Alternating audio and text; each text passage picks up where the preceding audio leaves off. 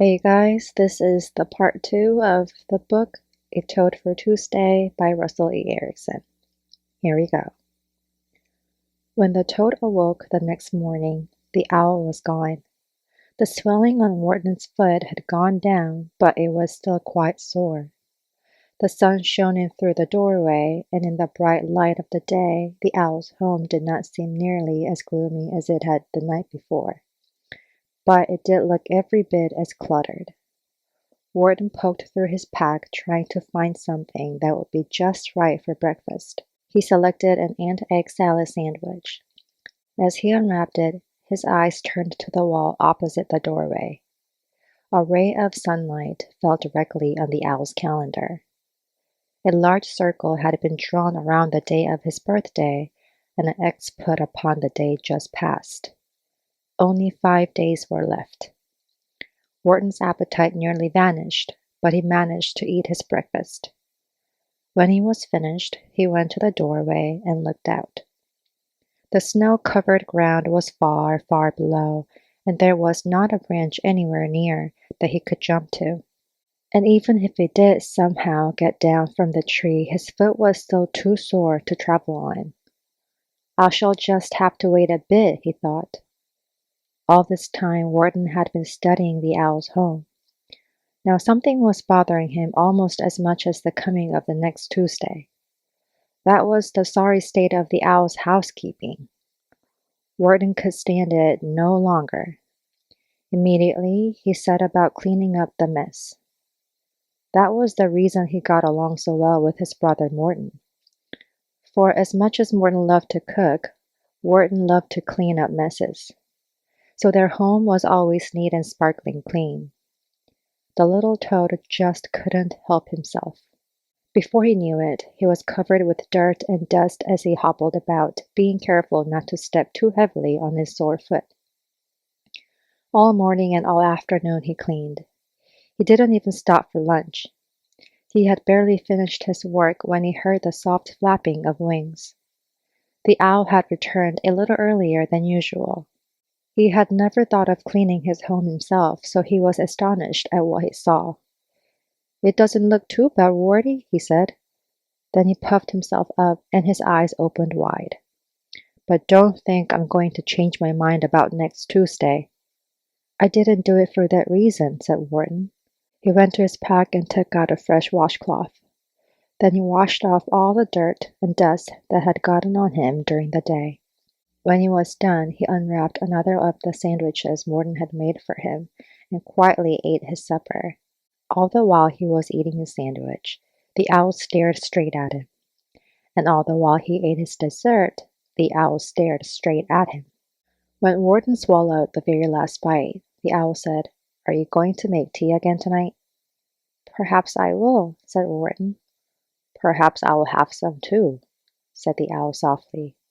So that night the toad and the owl once again sat down to tea, and once again it was very late before they slept.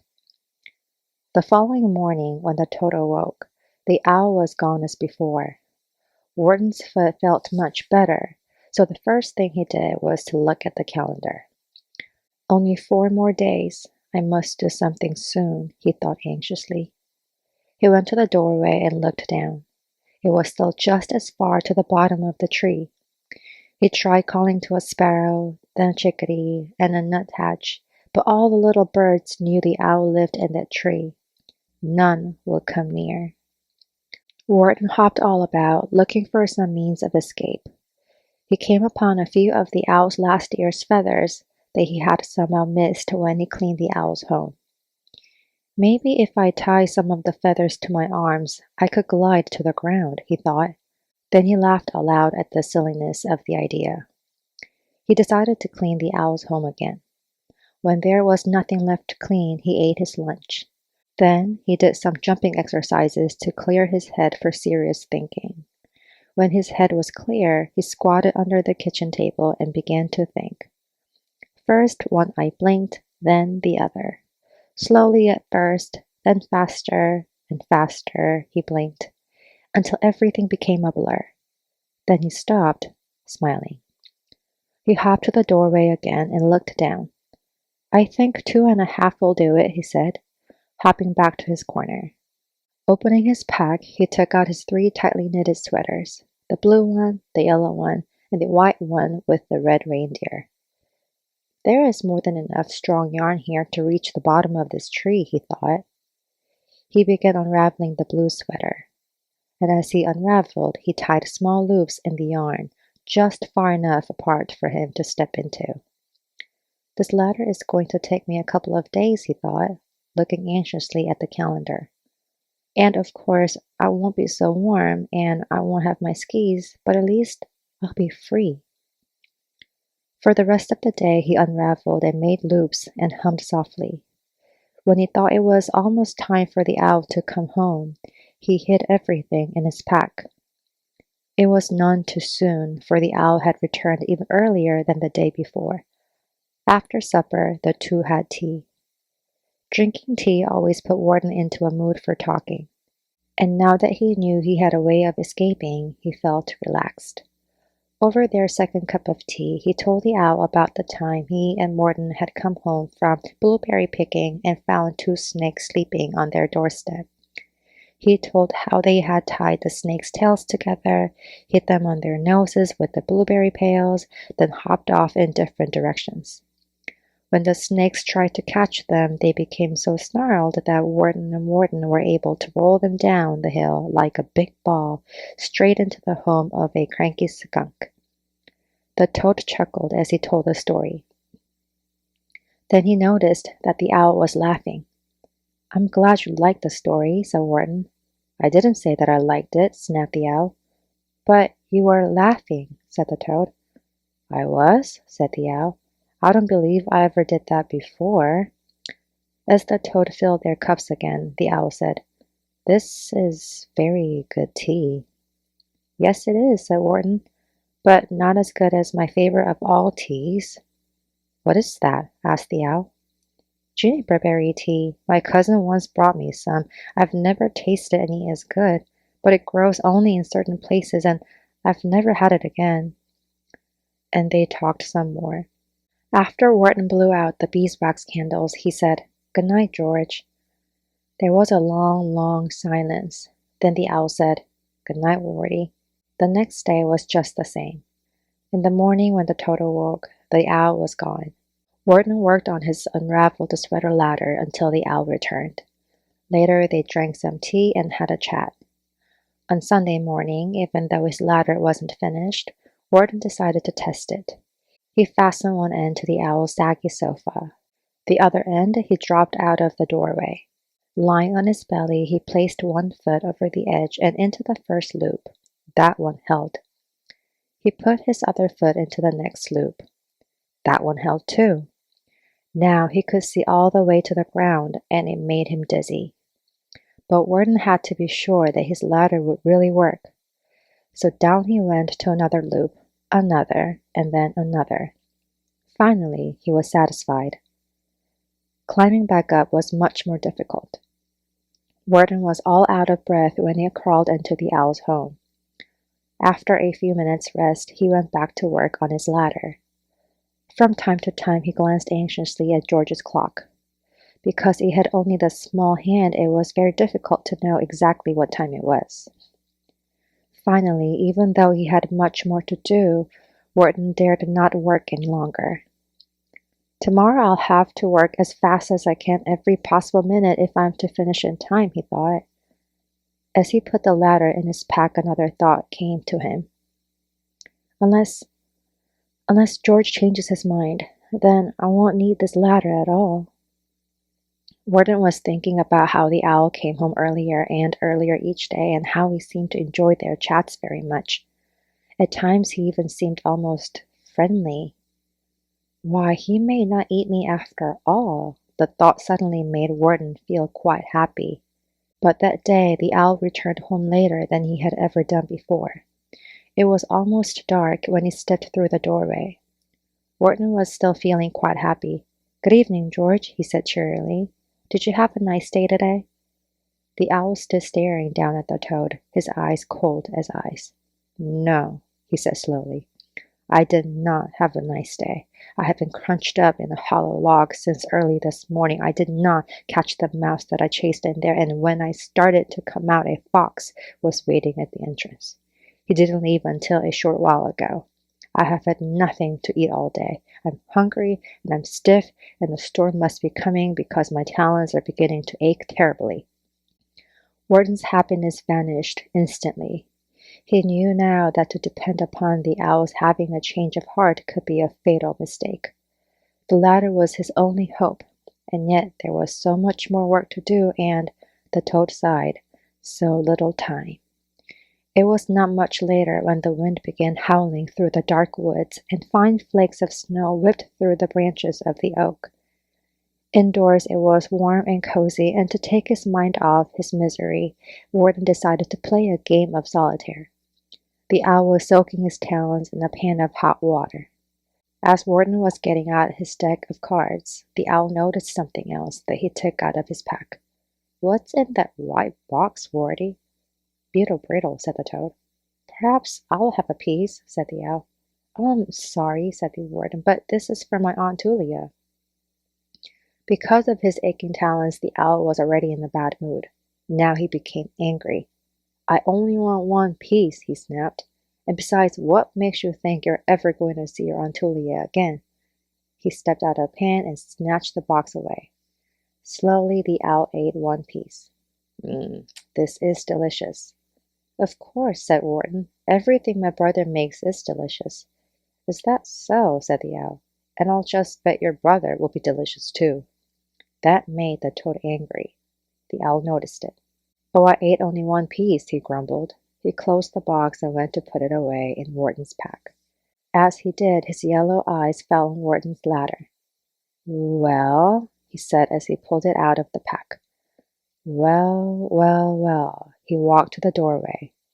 "Well, well, well, well." And away went Wharton's ladder into the howling wind. The owl said no more that night. Wharton's heart became heavier than it had ever been in all his life.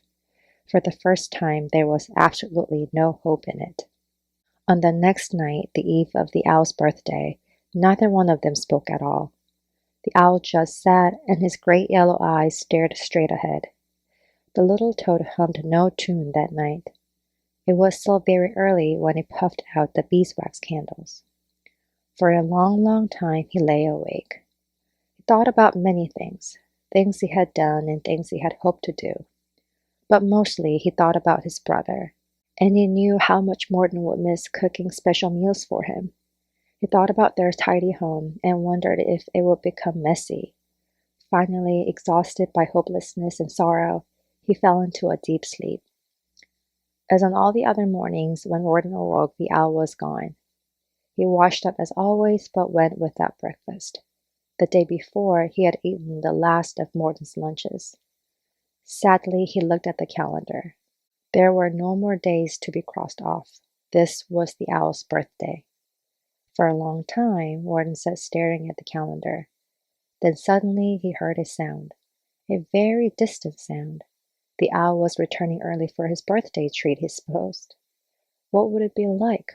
Warden wondered with a shudder. Then he realized that the sound was not coming from outside the tree at all. He listened very carefully. At first, it seemed to be coming from one of the dark corners of the room. He hopped over. Now it seemed to come from within the heart of the tree itself. Holding his breath, he went on listening. Whatever it was coming closer. Could some other animal live in this tree? An animal that ate toads? The sound grew louder. Warden could clearly hear the clicking of teeth and the scratching of sharp claws. He looked about for a place to hide, but it was too late. On the wall, close to the floor, a hole was appearing.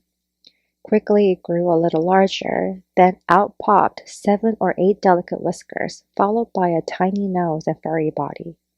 And there, standing before Warden, was a brown and white mouse like the one that had given him the red scarf. "Hi, I'm Cy," said the mouse, shaking sawdust from his whiskers. The toad was overjoyed. Hello, I'm Wharton. I was afraid at first that you were the owl coming home early for his birthday treat, which is me. Then I was afraid that you were some other animal that lived in this tree and liked to eat toads. I've been quite nervous this past day or two. I don't blame you, said the mouse. But don't worry, I and my brothers will help you escape. Oh, thank you, said Wharton. But how did you know I was here? We were watching you as you traveled through the dark woods. We saw that you were wearing the special scarf. After you crashed into the wall, I whispered to you, but I don't think you heard me. I remember a kind of whispering, said Wharton. Was that you? I thought it was the wind. That was me, all right, said Cy. When the owl said he was going to take you home and save you for Tuesday, I knew we had a few days to think of a way to help you escape. But I didn't think it would take this long. That's all right, said Wharton. I have not been harmed. Great, squeaked Cy, his eyes bright with excitement. My brothers are waiting for us at the bottom of the tree, so come, it's time to flee. Wharton could see that Cy was enjoying the rescue immensely, but he wondered how much protection a few little mice would be. Quickly, he threw his belongings into the pack. He knew he must leave as soon as possible, yet when he picked up the beeswax candles, he stood for a moment. He could not help but think fondly of the chats he and the owl had had over tea. Hurry, hurry, ordered Cy in his loudest squeak. He may return at any moment. Wharton put the candles in the pack along with the scrap of paper that had been lying on the table. He could not leave the owl's home untidy. Next, he put on every bit of his warm clothing, 4 coats, 1/2 of a tightly knit sweater, 2 pairs of mittens, and his cap with the ear flaps. Then he followed the mouse into the dark hole. Beyond it was a narrow passageway full of twists and turns. Some spots were so narrow that 2 could just barely squeeze through. We're going downward now, Cy said, when they reached the center of the old tree. Hold tightly to my tail or else you'll fall. Halfway down, they passed a small opening. Inside was a family of squirrels just sitting down to breakfast. Wharton pictured Morton eating breakfast all alone and felt homesick. It was a long way down, but at last they reached the bottom of the giant tree. Blinking in the sunlight, Wharton looked around him. Everything looked beautiful, and the crisp air made him feel good all over. Meet my brothers, said Cy proudly. They are standing on skis exactly like Wharton's, and leaning on porcupine ski poles were at least 100 mice. When we saw how fast you traveled on those sticks of yours, we decided to make some too, Cy explained. Of course we brought yours along for you. Wharton was speechless. Never had he seen so many mice at one time, and all on skis. Let anyone try to stop us now, shouted Cy. Right, boys? Right, squeaked back 100 voices. Then let's go, cried Cy. Forming 2 long lines with Wharton and Cy in front, off they went. The 100 mice and 1 toad became a weaving ribbon that wound swiftly through the trees of the wooded valley. As they sped by, the other creatures of the woods stared in astonishment. Rabbits squawked, squirrels gaped, and birds gasped. No one had ever seen such a sight before. As they zipped along, Wharton said, I never dreamed you had so many brothers, Cy. They're not even all here, said Cy, because of the accidents. Accidents, said Wharton. Yesterday, when we were trying our new skis for the first time, 14 of my brothers ran into each other, Cy explained. 7 turned their ankles, 4 banged their noses, and 3 backed into ski poles and won't be able to sit down for at least a week. Then he began to sing a stirring marching song. The 2 brothers behind him joined in, then the next 2, and the next, until the whole string of skiing mice were singing loudly as they whooshed along. After they had gone some distance, they came to an open meadow on a hillside. At the bottom was an icy stream. We'll rest here a short time, said Cy. When we're refreshed, we'll finish our journey. Good, said Wharton. That will give me a chance to thank you and all your brothers. He never finished, for something had caught his eye. Down below, near the stream, some kind of a struggle was going on. Puffs of snow flew in every direction. Even from such a distance, a great deal of screeching and growling could be heard. When the snow cleared away for an instant, Wharton saw someone he thought he knew. "George?" he said under his breath. Shading his eyes from the bright sun, he looked again. He was right. George the Owl was struggling frantically to free himself from the jaws of a snarling fox. Wharton could see at once that George didn't have the slimmest chance. Even now the owl's wings were flapping weakly against the snow, while flying feathers filled the air. Wharton hopped to his feet and strapped on his skis. "Where are you going?" asked Cy. "I'm going to help George." "George? Who's George?" "George the Owl," said Wharton. But I thought we were helping you to get away from him," said Cy in bewilderment. "Yes," said Wharton, "but I just can't stand here and watch that fox eat him." "But he was going to eat you." Wharton wasn't listening. He pushed off toward the icy stream. Cy scratched his head. "I never did understand toads." "Well, come on, my brothers," he squeaked with a twitch of his whiskers. "Let's give him a hand." At once all the mouse jumped onto their skis and pushed off after Wharton. The sunny hillside was one great wave of skiing mice as they flashed over the glistening snow. A powdery cloud rose high behind them as the 100 mice and one toad swept downwards. The fox looked up and blinked unbelievingly. Faster and faster they came, the sharp points of their poles glittering like diamonds, and each one pointing straight at him. Quickly the fox decided that he wanted no part of whatever it was. He released the owl and bounded off through the deep snow as fast as his shaking legs would go. The toad was the first to reach the owl. Most of the mice stopped a safe distance away, but Cy and a few of his brothers kept right after the terrified fox. Wharton looked sideways at the crumpled owl. Feathers were scattered all over the snow. Some floated slowly away in the icy stream. The owl's wings were badly tattered, and one of his big yellow eyes were swollen completely shut.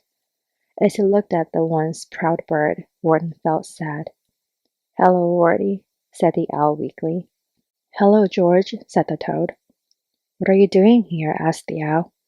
"I'm escaping." The owl's one good eye opened wide. "Escaping? Escaping from what?" he said, clearly annoyed. "From you," said the toad. "Today is your birthday, and you said you're going to eat me. I was to be your special treat." The owl started to shake his head, but it hurt too much. "Didn't you see my note?" he said, sounding more and more exasperated. Then Wharton remembered the piece of paper he had cleared from the table. I didn't have time." "Well, if you had, you would have known that I was coming home soon, and that I was going to bring a surprise." "A surprise?" said Wharton. "That's what I said. I first came here to the stream to get a nice fish for supper, which I did, but the surprise is over there, and that's where the fox caught me." The owl turned and pointed to some bluish-green bushes. "Why, those are juniper bushes," said the toad. "That's right," said the owl. "You said juniper berries made your favorite kind of tea, didn't you?" Wharton hardly knew what to say. "But I don't understand. Do you mean you came here to pick them for me, and you weren't going to eat me ever?" "Of course I was going to eat you, until last night, that is." The owl spoke more softly. "Because we weren't speaking, I thought quite a bit last night. I thought about our chats and other things, and I thought that perhaps having a friend might not be too bad. I mean, I don't need any friends, of course, but—" As he spoke, 2 feathers fluttered to his feet. Then the owl turned his head so that Wharton couldn't look at him. When he spoke again, his voice was so soft that Toad could barely hear him.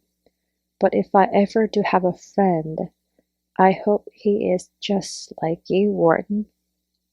Wharton was stunned. From somewhere deep inside, a small lump had come into his throat. "Do you mean you would like us to be friends?" he said. The owl nodded his head. Then the toad hopped around to where he could look up at him. "I'll be happy to be your friend, George." The owl looked down, and a big smile slowly spread across his battered face. Well, that's fine. That's just fine. I'm so happy. I promise I'll never eat another toad again. He looked around at Sai and his brothers, or at Mouse for that matter. The mice cheered. Now if I can still fly, he said, shaking out a few more loose feathers, I'll be glad to take you the rest of the way to your Aunt Julia's. The toad hopped onto his back, shouting goodbye and thank you to Sai and to all his brothers. It took the owl some time to lift out of the snow, but finally he rose into the air. The higher he flew, the stronger he became. Wharton waved to the mice, as far below they grew smaller and smaller. Then the forest trees seemed to float beneath them, as they made a great circle in the blue sky and turned towards Aunt Julia's. The end. That was the end of the story. I hope you guys enjoyed it. Have a good one, you guys. Bye.